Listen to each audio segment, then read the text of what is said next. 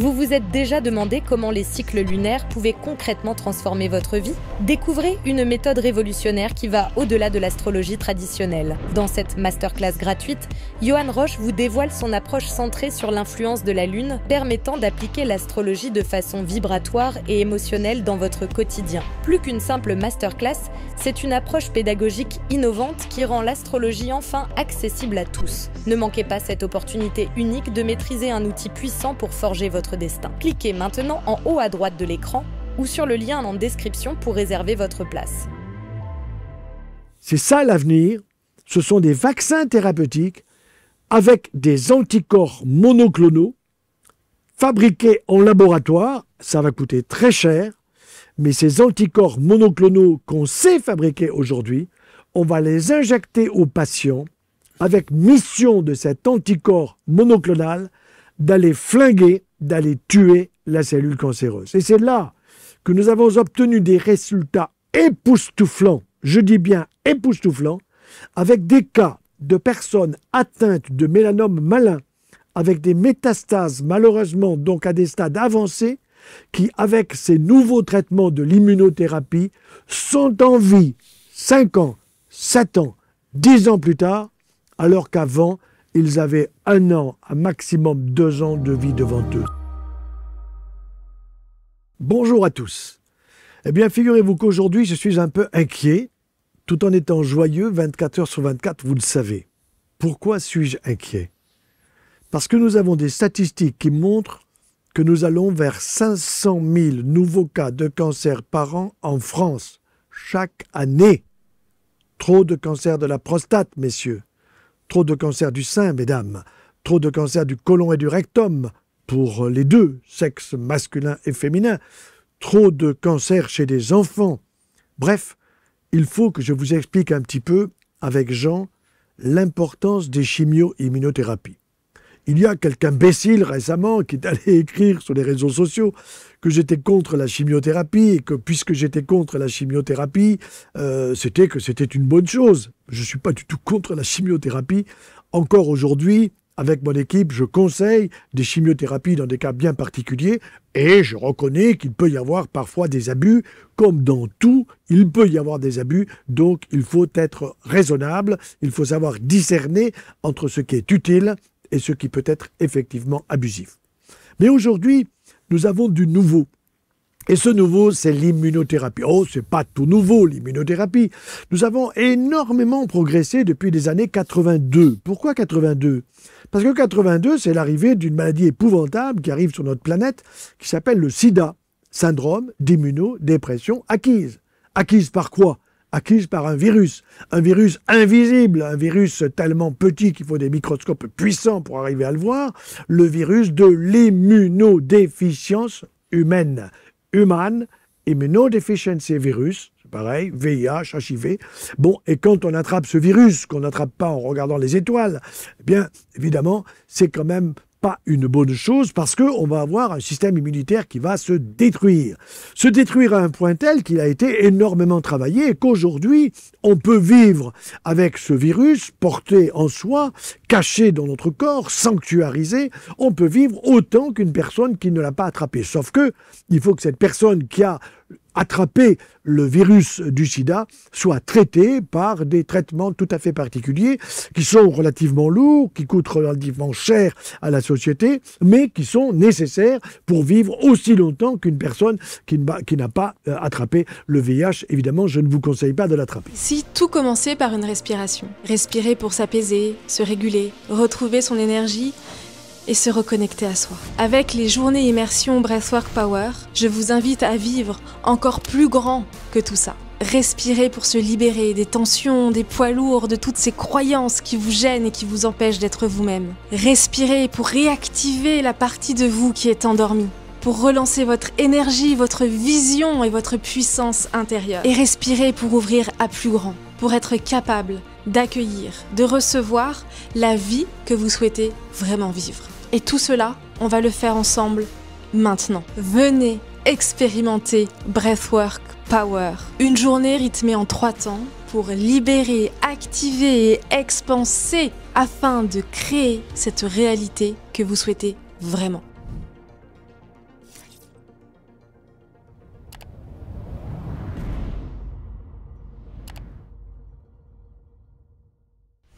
Ce qui est sûr, c'est qu'à partir de cette année, ou 82, grosso modo, nous avons appris beaucoup de choses sur le système immunitaire. Nous avons appris qu'un virus invisible, qu'on arrive quand même à repérer, est capable de détruire votre système immunitaire, et qui fait que, à ce moment-là, les milliards de germes que vous avez dans votre tube digestif sont capables de traverser ce tube digestif et d'aller, qui va votre poumon, votre cerveau, votre foie, votre rate, etc., et vous donner un état infectieux qui risque de vous emporter. En même temps, nous avons appris énormément de choses sur toutes les cellules du système immunitaire. Nous savions sur les globules rouges qui étaient importants pour transporter l'oxygène au niveau de tous nos tissus. Nous savions un peu des choses quand même importantes sur les globules blancs qui étaient capables, lorsqu'on a une infection, de monter pour aller essayer d'attraper et de manger les intrus que sont les staphylocoques, streptocoques ou autres.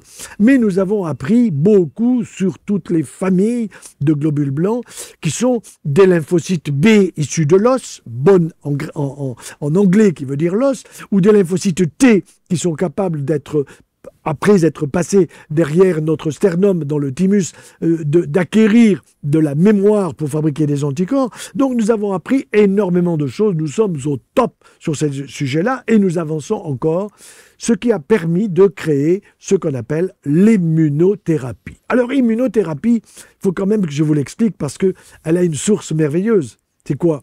C'est les vaccins. Vous voyez, de la même façon que des imbéciles ont dit que j'étais contre la chimiothérapie, vous avez d'autres imbéciles qui ont dit que j'étais un anti-vax. Je ne suis pas du tout un anti-vax, vous allez le voir. Il y a des vaccins préventifs et vous avez aujourd'hui l'avenir des vaccins thérapeutiques. Alors, vaccin préventif, qu'est-ce que c'est? Vous savez, avec le coronavirus, vous avez entendu parler des antigènes et des anticorps. Un vaccin préventif, c'est quoi? Eh bien, on vous prend un élément du bacille tétanique, tout simplement, ou de la diphtérie, ou de la polio, du virus de la polio. On en prend un élément, ça s'appelle un antigène. On vous le met dans le corps par une petite injection intramusculaire et en disant à votre corps, on a confiance en toi, tu vas fabriquer des anticorps contre cet antigène de la diphtérie, de la tétanos, du balio, de la polio, de la coqueluche ou de tout ce que vous voudrez. Bon. Et effectivement, le système immunitaire, eh bien, il est puissant quand tout va bien, quand vous êtes en bonne forme, bien oxygéné, bien mangé, etc. Vous allez fabriquer des anticorps. Et ce qui est intéressant, par exemple, et c'est une notion relativement récente, c'est que quand on vaccine à un bras, par exemple sur le droit, eh bien, il faut bien comprendre une chose, c'est qu'on a intérêt, s'il y a des rappels ou s'il y a d'autres vaccins à faire, à les faire dans le même bras. Pourquoi? Parce qu'on sait que le système immunitaire des ganglions de la région de l'aisselle retient des éléments de ce qui lui a été injecté comme antigène et est capable d'avoir une activité de forme d'anticorps, anticorporienne, j'invente un peu le mot, qui sera utile pour, si jamais l'antigène revient, pour qu'il soit neutralisé par l'anticorps que fabrique le système immunitaire. Donc, les problèmes des vaccins préventifs se réduisent à j'injecte un antigène et mon système immunitaire est capable de fabriquer un anticorps.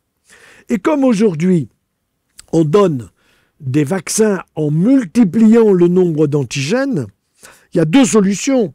La première solution, c'est de les multiplier comme dans le ROR, rougeole, oreillon, rubéole, parce qu'avant, vous aviez un seul vaccin préventif contre la rougeole qui s'appelait le Rouvax. Maintenant, vous avez une seule injection avec les trois virus, ils sont inactivés. Celui de la rougeole, celui des oreillons, celui de la rubéole.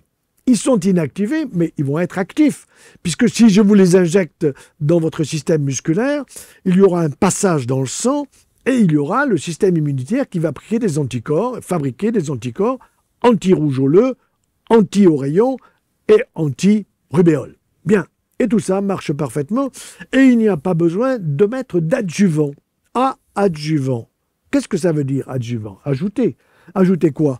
Eh bien, ajouter un adjuvant pour stimuler un système immunitaire qui est un peu faiblard.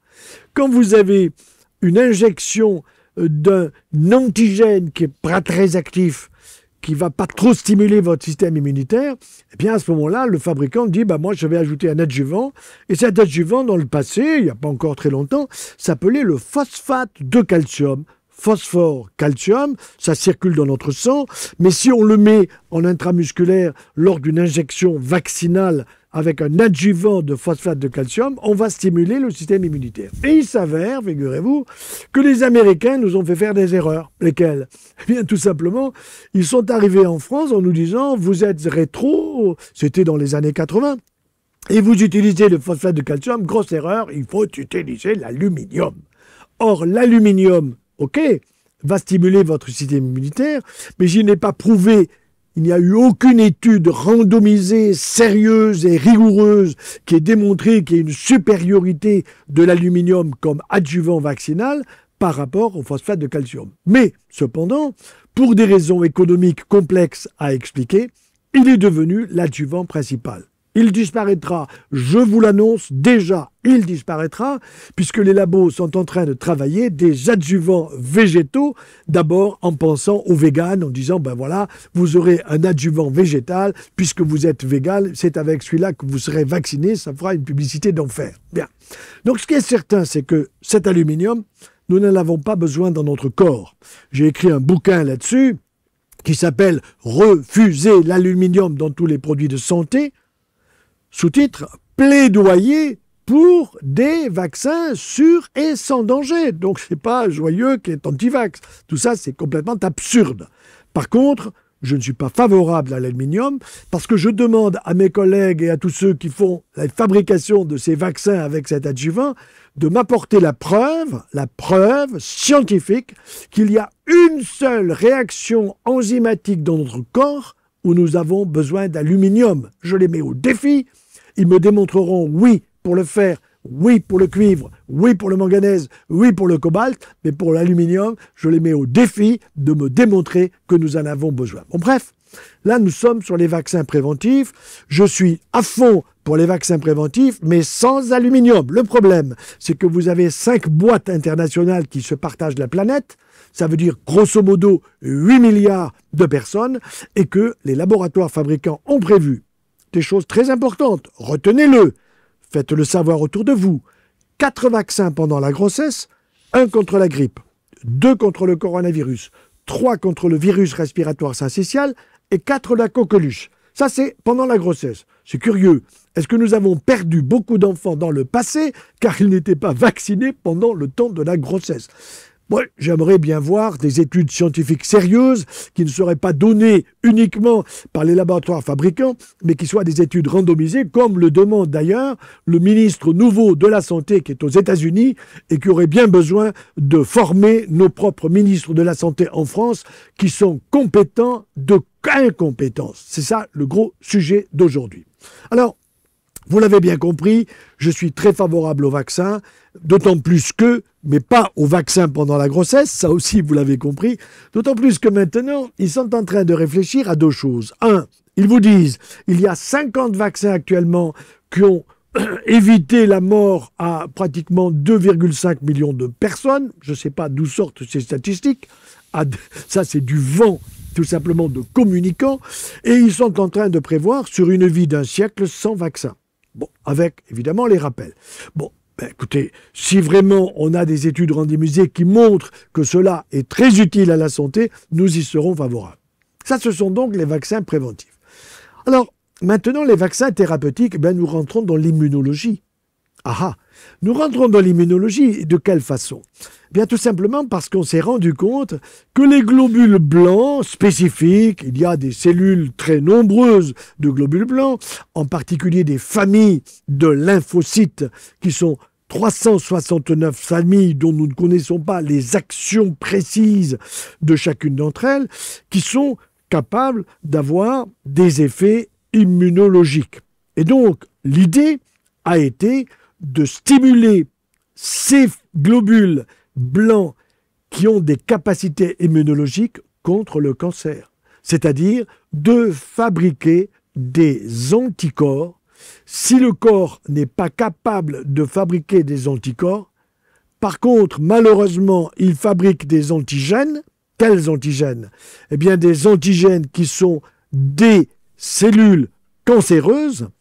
Et donc, on inverse la situation, c'est-à-dire l'antigène est dans mon corps ce sont des cellules cancéreuses de la prostate, du poumon, du sein ou d'ailleurs. Et donc, on va apporter à l'organisme des anticorps qu'on va appeler anticorps monoclonaux parce que tout simplement, on va récupérer chez le patient des cellules immunitaires que l'on va aider à préparer des anticorps spécifiques contre la tumeur du poumon, du pancréas, du rein ou d'ailleurs.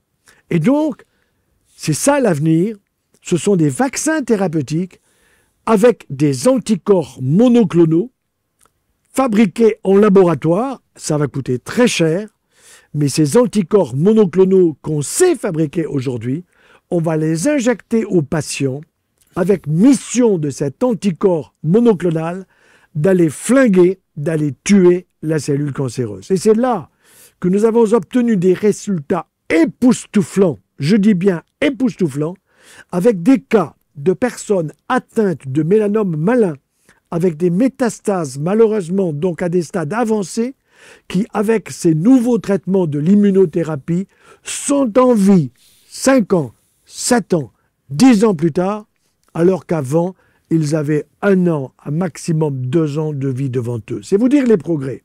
Mais ça va plus loin. C'est que nous arrivons à un moment où ces immunothérapies que nous utilisons dans des pathologies cancéreuses, que ce soit le sein, que ce soit le poumon, que ce soit la peau avec le mélanome malin, bientôt le rein et d'autres pathologies cancéreuses, nous arrivons à un moment où on a éteint le cancer. Alors comment peut-on dire qu'on a éteint le cancer? Parce que nous avons un moyen fabuleux qui s'appelle le PET scan. Le PET scan, c'est un scanner particulier qui fait qu'on vous injecte un produit dérivé des glucides, le D-fluoroglucose, peu importe, mais qui est radioactif et très actif, très intéressant. Pourquoi? Parce qu'il va aller sur des cellules qui sont actives, qui ont un métabolisme excessif, tel que les cellules cancéreuses. Et donc, quand une femme a un cancer du sein, un monsieur a un cancer de la prostate, eh bien, on n'a pas commencé encore le traitement, on fait un PET scan et on se rend compte qu'effectivement, il y a une fixation sur la tumeur mammaire, il y a une fixation sur la tumeur prostatique ou sur la tumeur à un autre endroit du corps. On va faire le traitement, on va faire des PET scans successifs et on va se rendre compte qu'on obtient une neutralisation de l'activité métabolique de cette tumeur à un point tel qu'elle s'éteint.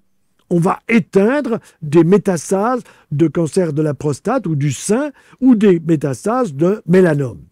À un point donc qu'au bout de 10 ans, eh bien, les personnes sont toujours en traitement et le cancérologue vous dit maintenant on va peut-être arrêter les traitements. À un point alors où le malade dit mais si vous m'arrêtez le traitement, mais ça risque de repartir. Suis-je vraiment guéri? Et là, on ne peut pas répondre guéri. Ma collègue, le professeur Caroline Robert, à l'Institut de Villejuif, a une excellente réponse. Elle dit on n'a pas le droit de parler de guérison, mais on a le droit de parler d'une désescalade thérapeutique. Retenez le mot désescalade thérapeutique. Ça veut dire que on va proposer de réduire le traitement progressivement, mais il faut suivre le patient. Et de quelle façon? On a une solution. Et cette solution, c'est de chercher dans le sang ce qu'on appelle l'ADN tumoral. Ce n'est pas un ADN viral comme on le rechercherait pour chercher des virus comme le HIV du sida qui resterait circulant dans le sang. Non, c'est l'ADN tumoral, c'est-à-dire que dans le sang, vous avez une quantité d'ADN tumoral qu'on est capable de doser. Et s'il est présent, on ne va pas arrêter le traitement. Par contre, s'il n'y en a plus, ça veut dire que la tumeur, elle est vraiment endormie, elle sommeille. Mais quel est le danger? Le danger, même si l'ADN tumoral n'est pas présent dans le sang, c'est qu'il y ait un réveil de cellules endormies cancéreuses à tel ou tel endroit du corps. Et c'est là que nous en arrivons au système de, je dirais, de support qui va être le support de ces chimio-immunothérapies. Car vous le savez, Les chimiothérapies, ça fait tomber les globules blancs. Les chimiothérapies, ça donne de la diarrhée, des troubles digestifs, ça brûle le tube digestif. Et l'immunothérapie donnera plutôt des troubles au niveau de la peau, bien qu'elle donne aussi des troubles digestifs. Donc, ça veut dire qu'il va falloir soutenir, supporter, aider un système immunitaire que l'on stimule avec des anticorps monoclonaux pour permettre au tube digestif de continuer à absorber des nutriments pour soutenir cette personne qui subit des traitements lourds, fatigants, psychiquement, physiquement. Et c'est là que nous en arrivons à la boisson, aux aliments, à comment soutenir notre tube digestif. Donc Jean, tu vas nous aider à comprendre non seulement les complications, mais surtout comment les réduire. C'est vrai que c'est une période très très délicate que celle des traitements contre le cancer. Les chimiothérapies ont une toxicité qui est très connue et qui est nécessaire pour faire face à des groupes de cellules qui sont en train de se diviser de façon absolument anarchique. Et c'est important, intéressant, on en a de plus en plus de preuves, d'apporter un soutien aux patients en cours de traitement pour qu'ils supportent le mieux possible les traitements, pour que la réponse au traitement soit la meilleure possible, mais aussi pour que ce qu'on appelle l'intercure, c'est-à-dire entre deux cures de chimiothérapie, ne soit pas... qu'il ne soit pas nécessaire de la prolonger. Donc ça veut dire que il faut avoir une alimentation qui soit bien pensée. Or, une alimentation bien pensée, c'est pas juste garantir un apport de tant de calories.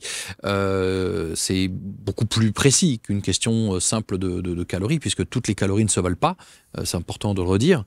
Ça va être important déjà de faire en sorte que le patient puisse s'alimenter. Parce que c'est le résultat de la toxicité de ces traitements-là. Ça peut donner beaucoup de nausées, ça peut faire perdre l'appétit, ça peut faire perdre du poids, etc. Donc première chose, essayer de faire en sorte que le patient puisse s'alimenter de façon suffisante, éviter la dénutrition protéique, particulièrement chez des patients qui auraient déjà commencé à perdre du poids. Dans des cancers qui concernent notamment des organes du métabolisme comme les cancers de l'intestin, du foie ou du pancréas, il peut y avoir des diagnostics qui sont posés dans le cadre d'une perte de poids excessive et inexpliquée, qui au départ réjouit le patient, puis qui finit par être la préannonce d'une catastrophe. Donc quand le patient a perdu trop de poids, il y a des choses qu'on ne peut pas faire, comme le jeûne, même si beaucoup d'études montrent que le jeûne pré-chimiothérapie est intéressant. Dans ce genre de cadre-là, on ne fera pas ça. On ne pourra pas, parce qu'on va affaiblir le patient, donc ce n'est pas du tout l'objectif. On va chercher à maintenir son poids le plus possible. Chez des patients qui, en revanche, seraient dans un excès de tissu adipeux, donc techniquement, c'est beaucoup plus la définition réelle de l'obésité, donc trop de tissu adipeux, on sait que ça augmente le risque de récidive, on sait que ça maintient un stress pro-inflammatoire, donc on va chercher à faire en sorte que l'alimentation n'entretienne pas ce surpoids, cet excédent de poids. Une perte du gras en trop, c'est pas mauvais, quoi. Voilà, perdre du gras en trop, c'est pas mauvais. Mais le problème, c'est que quand on est en sous-alimentation, en fatigue importante, avec logiquement une activité physique qui peut être fortement diminuée, on va pas juste perdre du tissu adipeux, on va perdre du muscle aussi. Donc là, c'est moins intéressant. Donc on va quand même essayer d'inciter les patients à avoir une activité physique, et de plus en plus dans les centres anticancéreux, dans les hôpitaux, dans les cliniques, il y a des accompagnements qui sont proposés, donc avec des coachs certifiés en activité physique adaptée. C'est vraiment quelque chose de très intéressant, parce que ce qui va permettre de maintenir l'état, le tonus musculaire, la masse musculaire, c'est apporter des quantités de protéines adaptées, un petit peu à tous les repas pour pas donner trop de travail au système digestif, donc pas faire forcément de l'hyperprotéiné, c'est pas juste de le voir comme ça, mais apporter une quantité suffisante de protéines, légèrement majorée par rapport à ce qu'on dit habituellement, et maintenir l'activité physique, parce que c'est ça qui va permettre d'envoyer les protéines vers le muscle. Ça va permettre aussi d'avoir un autre effet, c'est qu'une activité physique avec, par exemple, l'utilisation de poids, l'utilisation du poids corporel, la marche active, la marche avec des bâtons, le renforcement musculaire adapté, va permettre aussi d'entretenir la solidité osseuse. Et c'est d'autant plus important que fréquemment, selon les protocoles évidemment, on peut avoir une utilisation assez intensive de cortisone. Or, la cortisone va faire perdre de la masse protéique, provoque une ostéoporose par perte essentiellement de masse protéique. Il n'y a pas que la déminéralisation. Donc, on a une augmentation de la destruction des protéines. Donc, il faut essayer de la contrecarrer par l'activité physique, par une alimentation qui soit suffisamment dosée en protéines. L'autre problème qui se pose avec les chimiothérapies, et plus encore quand elles sont combinées à la cortisone, quand c'est nécessaire, c'est qu'il y a une réduction de la capacité d'absorption du système digestif. Un système digestif qui est plus délicat, plus réactif. On peut avoir des diarrhées, on peut avoir ces fameuses dosées. Les signaux sont flingués par la chimio, quoi. Hein. Absolument. Les cellules de la muqueuse intestinale, de l'intestin grêle en particulier, sont celles qui ont pour fonction d'absorber les nutriments. On les appelle les entérocytes. Ces entérocytes ont une durée de vie qui est courte. Hein. Oui. Voilà, 3-4 jours, pas beaucoup plus. Et elles sont impactées immédiatement par les chimiothérapies. C'est pour donc, ça au lieu de vivre 3-4 jours, elles en vivent 2, quoi. Elles vont plus diviser, donc ouais. le turnover se freine considérablement. Donc il peut y avoir des diarrhées très désagréables, il peut y avoir des diarrhées, des desquamations, etc., qui sont très gênantes. Donc il faut veiller à ce que l'alimentation permette autant que possible de ne pas rajouter d'irritation supplémentaire. Il y a des aliments qui, en temps normal, peuvent être très très bien tolérés, comme les produits laitiers, comme les produits contenant du gluten, qui ne sont pas nocifs en eux-mêmes. Leur nocivité est très individuelle en réalité. La plupart des gens les tolèrent assez bien, mais en conditions de chimiothérapie, ça peut être moins bien toléré. Donc il faudra veiller à la qualité de l'alimentation et aller chercher une alimentation qui permette d'entretenir un bon microbiote, parce que le microbiote intestinal a un effet protecteur sur la muqueuse intestinale. Or, cet effet-là n'est plus présent parce qu'avec le massacre littéralement de ces cellules de la muqueuse intestinale, on a des pertes importantes du côté du microbiote. Donc il faut essayer d'entretenir ce microbiote, surtout par l'alimentation, avant tout par une alimentation qui soit riche en végétaux. Les fruits, les légumes. Et les boissons? Alors, la boisson, numéro 1, de l'eau. Beaucoup d'eau. Mais très souvent, et comme ils n'ont pas soif ou comme ils sont fatigués, on les met en perfusion. Ça, c'est pas inutile. Hein. Alors, il y a des poches, effectivement, d'hydratation qui peuvent être données autour de chimiothérapie. Ça, c'est le corps médical qui fait son boulot. Mais le patient, il a la main sur sa santé. Et c'est important qu'il en soit conscient, parce que l'investissement personnel a énormément de poids dans le chemin des traitements et dans le chemin vers la guérison. C'est ça l'objectif, je dirais, quelle que soit la pathologie. Donc, c'est très, très important d'aider le patient à avoir conscience de ce que lui peut faire. Et pas juste... les jus de fruits et légumes passés par l'extracteur de jus, tu en penses quoi? Alors, les jus de fruits, je ne conseille pas, parce que quand on fait un jus de fruits, on concentre le sucre. Je parle avec des fruits frais de saison, pas avec il faut manger le fruit frais de saison. Voilà, c'est le mieux. Il faut manger le fruit frais de saison, parce que quand vous faites un jus, même avec un extracteur... Donc, l'orange, il faut la consommer. Quoi. Vous réduisez la quantité de fibres. Il faut les fibres pour que le sucre ne passe pas dans le sang trop rapidement, parce qu'on sait que trop de sucre, c'est tendanciellement quand même plutôt favorable à l'activité des cellules tumorales. C'est une tendance qui se dessine quand même assez nettement et qu'on utilise d'ailleurs pour les reconnaître à l'aide du PET scan, puisqu'on donne un glucose radioactif et on voit que les cellules qui consomment plus de glucose, c'est celles qui vont être les plus visibles. On sait que c'est la tendance plus caractéristique des cellules malades, des cellules tumorales. Donc manger des fruits qui contiennent peu de sucre, beaucoup de fibres, beaucoup d'eau, c'est très important. Peu de sucre dans les fruits, très important d'insister. Il y en a beaucoup moins que ce qu'on pense. Hein. Il faut savoir que dans un fruit, la quantité de sucre au total avoisine les 13%, 13, 14, 15%.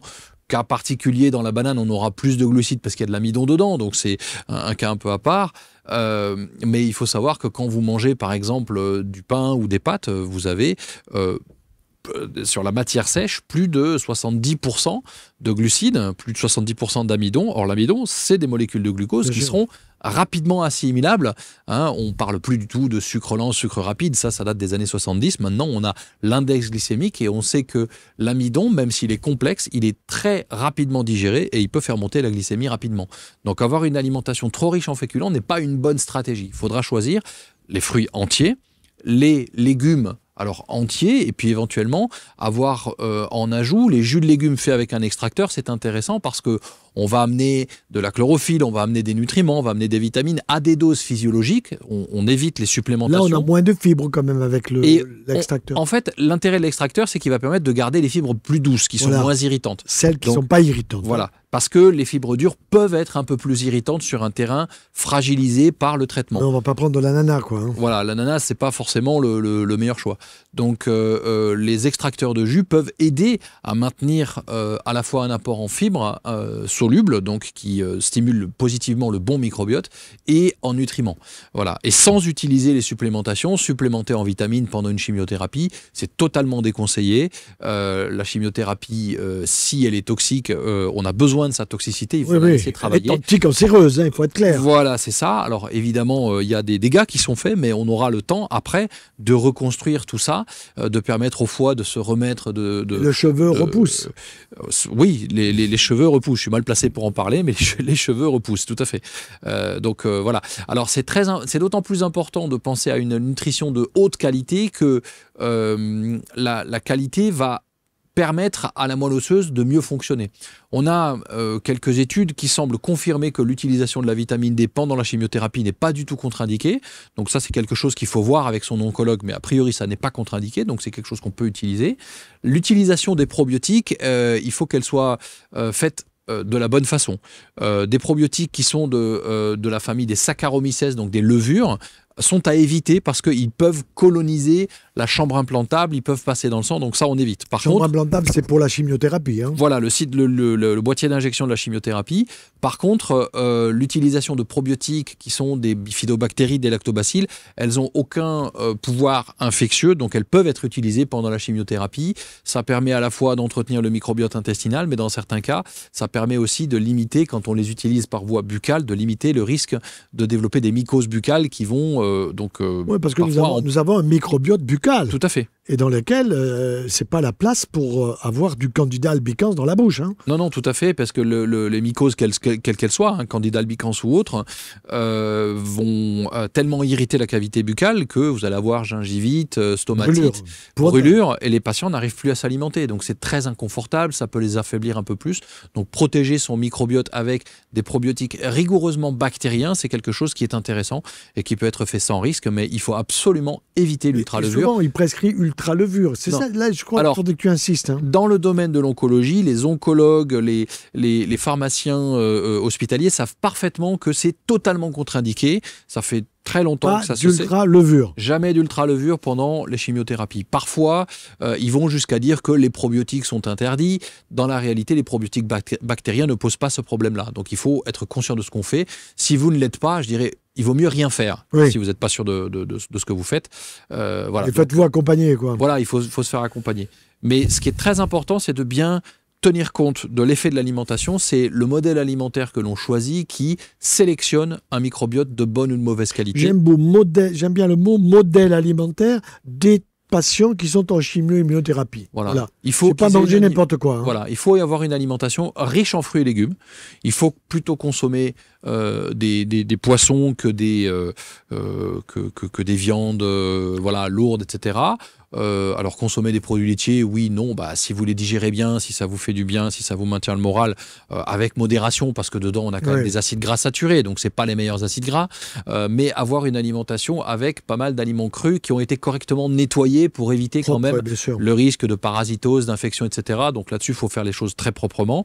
Des produits de la meilleure qualité possible, plutôt du biologique, parce que c'est un potentiel toxique en moins. Bien sûr. Pas de pesticides, hein, il y en a assez comme ça. Il y a bien assez de toxicité comme ça. Et puis, bien s'hydrater, c'est très important. On a besoin de beaucoup plus s'hydrater que ce qu'on fait en conditions normales. Parce que, selon le type de traitement, certains peuvent être toxiques pour les reins, d'autres vont être toxiques pour la vessie. Et de toute façon, les voies d'évacuation de ces substances toxiques, comme toujours, se font par voie intestinale, par la transpiration et par la production des urines. Donc il faut beaucoup boire, bien boire, plusieurs litres d'eau par jour. Sinon, c'est les urines qui sentent le médicament. Hein. Absolument, c'est systématique. Donc il faut diluer les urines, il faut vraiment beaucoup boire. Ou perfusion, transfusion. Pas transfusion, mais perfusion. La perfusion, voilà, tout à fait. Donc c'est important. Mais une fois que les patients sont retournés à la maison dans l'intercure, il faut beaucoup s'hydrater, beaucoup boire. Après, on peut utiliser aussi des tisanes. Autant la phytothérapie concentrée est à utiliser avec beaucoup de prudence. On ne détoxifie pas pendant une chimiothérapie. Et il vaut mieux ne pas utiliser de phytothérapie si on ne sait pas précisément ce qu'on fait, parce qu'on sait que des phytothérapies concentrées peuvent interagir assez facilement avec les traitements. Mais du desmodium, c'est pas vraiment dangereux pendant le courant d'une chimiothérapie pour protéger le foie. Hein. Alors, le desmodium ascendens, c'est un petit peu l'exception. parce que c'est une plante qui n'est pas véritablement détoxifiante. Elle n'active pas vraiment les enzymes hépatiques, sauf une toute petite exception qui concerne les traitements des récidives de mélanome. Ouais. Voilà, en tout cas, c'est les éléments que j'ai pu trouver dans la littérature. Et c'est une plante qui est hépatoprotectrice. Donc souvent, on peut l'utiliser sans risque particulier, sauf évidemment avis contraire de l'oncologue qui sait l'interaction. Donc cette interaction, elle peut exister, c'est des cas qui sont rares, j'en ai vu qu'une seule fois, mais le reste du temps, utiliser du Desmodium ascendens, c'est quelque chose qui peut se faire. Voilà. Par contre, utiliser de l'artichaut, du radis noir, concentré, etc., il ne faut pas le faire. Il y a même certains aliments qui peuvent avoir une interaction avec les chimiothérapies. Alors qu'est-ce que ça veut dire cette interaction? C'est soit ça peut accélérer l'élimination de la chimiothérapie, auquel cas elle sera moins efficace, soit ça peut augmenter sa toxicité, auquel cas ça va mettre le patient en danger. On sait par exemple que le pamplemousse, il est déconseillé parce qu'il peut augmenter, alors il faut en consommer pas mal, mais en général on ne prend pas de risque, on le laisse de côté, on le retrouvera plus tard. Il peut augmenter la toxicité de la chimiothérapie. Voilà, donc il faut avoir une certaine prudence avec ça et il vaut mieux aller travailler sur la qualité de l'alimentation, quitte à utiliser des infusions qui seront peu dosées, avec par exemple une rondelle de citron, du romarin, voilà, qui est un protecteur hépatique, qui a des dosages correspondant à une tisane, ne poseront pas de problème particulier, pourront éventuellement agrémenter un peu l'hydratation. Alors, il resterait à parler des biothérapies. Alors, les biothérapies, ce sont des traitements qui sont prescrits dans le cadre des maladies auto-immunes. Ces maladies auto-immunes, ça peut être d'origine digestive, les maladies inflammatoires chroniques intestinales, les MICI, parmi lesquelles la maladie de Crohn, la rectocolite, l'ulcère hémorragique, des maladies rhumatismales, des maladies de la peau avec les psoriasis, etc. Bon, là, on utilise des biothérapies, mais il faut faire attention, la biothérapie, ça n'est pas un vaccin thérapeutique.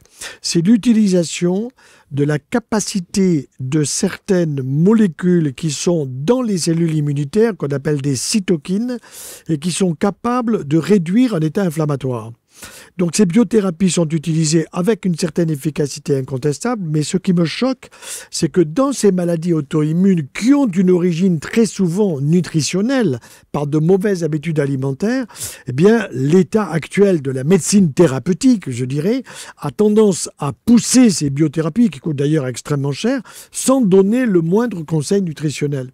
Sans dire, eh bien écoutez, avant de commencer une biothérapie, essayons de changer vos habitudes alimentaires qui sont assez délétères. La preuve, c'est que vous avez une maladie auto-immune qui a abîmé votre thyroïde, qui a abîmé votre tube digestif ou vos articulations. Donc on va d'emblée à la biothérapie. Il ne faut pas oublier que ces biothérapies qui utilisent des molécules qu'on appelle TNF, tumeur nécrosis facteur et bien d'autres qui sont des cytokines venant qui sont fabriqués au laboratoire et qui coûtent assez cher d'ailleurs, eh bien, ces thérapeutiques sont incontestablement efficaces, mais attention, elles réduisent vos capacités d'immunité.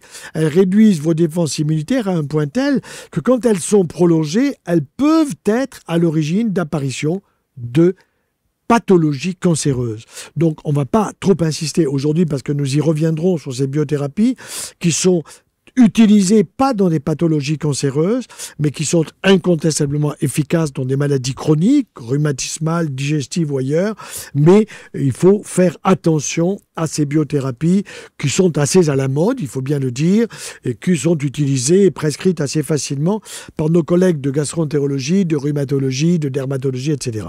Donc nous reviendrons sur ces sujets-là, mais vous l'avez bien compris, il y a les vaccins préventifs, il y a les vaccins thérapeutiques, mais il faut soutenir toute cette immunité qui est quand même agressée par le cancer, parfois par les traitements eux-mêmes, pour maintenir un état d'immunité minimale qui permette d'être efficace pour tous les malades. Voilà, Jean, un grand merci sur un sujet qui n'est pas très facile, qui est compliqué même, mais qu'on a besoin d'expliquer parce qu'on peut l'expliquer d'une manière relativement simple, mais qui reste scientifique.